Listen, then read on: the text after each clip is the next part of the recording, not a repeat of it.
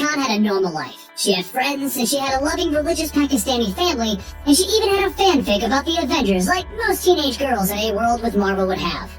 And, like most 16-year-old girls, there's a party down the street that she needs to go to. Well, her parents, of course, don't want their daughter down at an unsupervised party at the waterfront, and after she argues with them up and down, she's sent to her room for a lack of manners.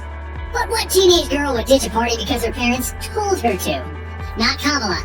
She's gonna go down to the party even if she has to sneak off, which she definitely does. And she ends up at her first real party, with music, boys, and friends. And she quickly runs into the popular kids group, where she's offered some orange juice to drink, with vodka. Her friend Bruno steps in and he pulls her away from all of the alcohol. And she can't get over how embarrassing that was. I mean, she just wanted to go to a party and hang out with the cool kids. And now her friend Bruno is trying to protect her and all, like he's her big brother or something. How dare he? So she storms off from the party and into the foggy night. Wait, where did all this fog come from? Well, with everyone at the party being mystified by this fog, Kamala makes her way through the city, stumbling through the fog, until she begins to get a little dizzy and lightheaded. And then she falls into the middle of the street. Man, that must have been some strong vodka. As she crawls along the street trying to figure out what's going on, a beam of light hits her. And she looks up to see her favorite superheroes, Iron Man, Captain America, and Captain Marvel. Not in that new lame costume. No, she's in her old beautiful costume with long, sexy hair. Oh, and there's a porcupine waving at her with the peace sign. Okay, so Kamala knows that this isn't real, as Iron Man tells her, in air quotes, "You're seeing what you need to see, Kamala."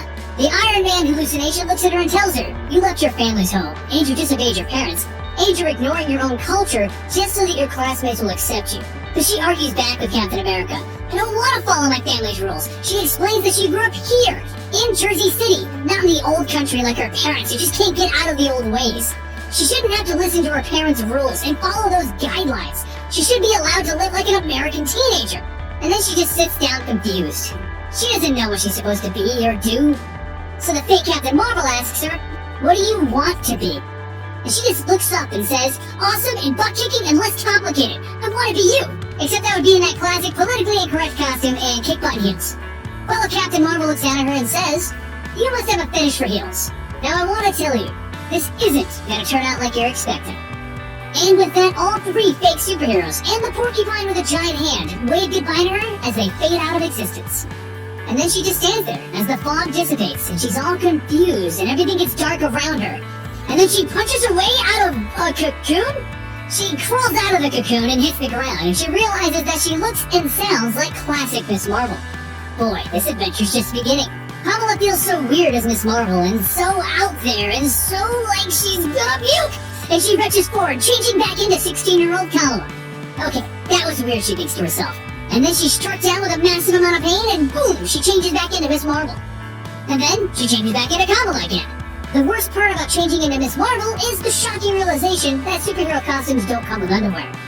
Okay, Kamala is liking this, so she tries out a few things and discovers that she can change at will and shrink down to the size of a beetle. But while she's playing around with her powers, the popular kids are over at the docks mystified by that fog. And the school jock is getting just a little too handsy with one of the girls, and then he accidentally pushes Zoe into the water. Kamala witnesses all of this on the grass nearby, and she says to herself, "Oh my god, oh my god, oh my god, oh my god, it's time for her to be a superhero, and it's time for Miss Marvel to save the day." So Kamala changes into the classic Miss Marvel once again, and she runs in to save Zoe. She makes her hand into a giant shovel, and she scoops up the entire pond, grabbing Zoe. Success! She saved her first civilian.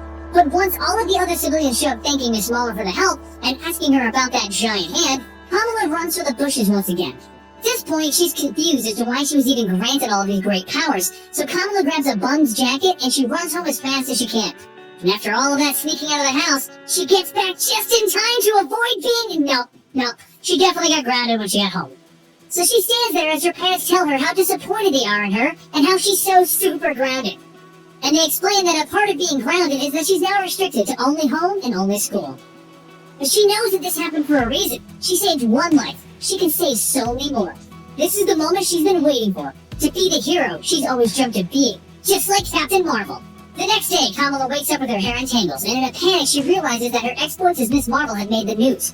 Okay, she thinks, I can't be the first person to wake up with superpowers, and I can't be the first person to be all inhuman-like. So she spends the day trying to get a handle on her powers while looking up weird things like polymorphing, growing bigger and growing smaller. Eventually, she loses control as her body tenses up, and she accidentally shrinks down her hand, and then super grows her whole body. Oh, and she then accidentally changes into her mother. Very Freudian of her. It's a crazy and stressful day, so on the way home she swings by her friend Bruno's shop to see how he's doing, and oh no, he's being robbed! Kamala quickly ducks behind the wall, and she realizes that her phone's dead. She can't call for help. But what is she worried about? She has superpowers now, she thinks to herself, and she quickly changes back into Miss Marvel and breaks the door down. Her new quick-thinking superhero brain makes a giant hand, and she smashes the table and grabs the crook. The crook looks at Bruno as he's being squeezed like crazy, and he tells him, "Dude, this has gone way too far. Make him stop squeezing me." As Kamala says to herself, "This feels right. I can be a superhero." And just then, the crook's gun goes off, and the bullet hits Kamala in the stomach. She lets go of the confused crook, who can't believe that he even shot her, and she falls to the ground. The world begins to black out around her eyes as Bruno tells the crook to get out of here. This has gone too far. The crook runs to the door, and Bruno gets on the phone to call the police as quickly as he can. But Kamala reaches up for him and says, "Stop! It's me, Kamala." Both Bruno and Kamala panic, and then Kamala realizes that she changed back into her normal self, and the bullet wound is all healed up. As Kamala begins to dig around the back of her pants trying to find where the bullet actually fell out of her body, Bruno puts it all together. It was Kamala who saved Zoe at the party. And just as Bruno has started to accept that his friend is actually a superhero, the sirens of the police that Bruno called are getting closer. Oh my god, what is Kamala gonna do? So she quickly tries to change back into Miss Marvel, but it looks like her healing ability needs her to stay as Kamala until she recovers from the gunshot. "Easy fix," says Bruno, and he hands her a makeshift mask. And thus, the world is introduced to Mini Miss Marvel. Once the police leave and it's just her and Bruno again, Kamala puts two and two together from Bruno's talks with the crook. "That was your brother, wasn't it?" she asks. And after a little coaxing, Bruno explains that his brother owes a lot of money to a local gang, and he was just trying to help him out. So Kamala decides she'll help him out. I mean, come on, she's a superhero now. So she whips up a costume from her traditional Berkey, and she heads off to the local gang hideout as Miss Marvel. Why is she sticking to the name Miss Marvel? Well, she figures that the name belongs to whoever has the courage to fight, and Kamala has more than enough courage to be a superhero. She walks into the basement where they're keeping Vic, Bruno's brother, and the first thing she encounters is a robot with a laser. She gives herself a little encouragement by telling herself that it's just like a boss in the world of Battlecraft. Don't fear it. And she does just that. She doesn't fear it, and she enlarges her foot and crushes the robot. But that's only the beginning, as more robots pop up out of the woodwork, and Kamala quickly makes two giant hands and slaps them down like flies. Boy, being a superhero is easy as she nervously keeps moving through the building. But eventually, she makes her way to the room that Vic is being kept in. She did it, except that the bad guys also arrive wearing shirts that say, "I'm a bad guy." Boy, could they be any more obvious?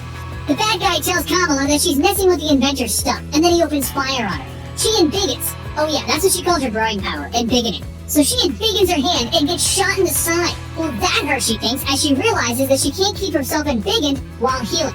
So she quickly shrinks down and crawls out of the hideout to go heal up. Well, she needs to come up with a better plan to save Vic, she thinks, as she crawls back to her home, where she gets caught by her parents again for being out late, and being out while grounded. So while they yell at her and tell her that she's super grounded, she eats as much food as she can to help her healing accelerate. And then, the next day of school, since that's the only other place she can go, she starts her training montage as she pushes herself to the limits, and the very next night, she's right back at the bad guy's basement. She quickly destroys all of the robots by riding them and then smashing them, and then institutes her new plan. Grow big, grab Vic, and she grows some super long legs and takes some very large strides and runs out of there as fast as she can. And she kinda did it. She rescued Vic. The next day, a doll that looks like Miss Marvel is displayed in the Jersey City for everyone to see. But that doesn't matter. Kamala is riding high in that adrenaline, and she walks right into the doll in front of all of the other civilians and tells them, "This doesn't matter. Nobody messes with Jersey City." And then she grows some more giant legs and walks away. Meanwhile, the villain is walking into the inventor's lair, and he informs him that this Miss Marvel has taken back their hostage. And the inventor tells him, "You made an urban legend, you idiot, and that legend ends now."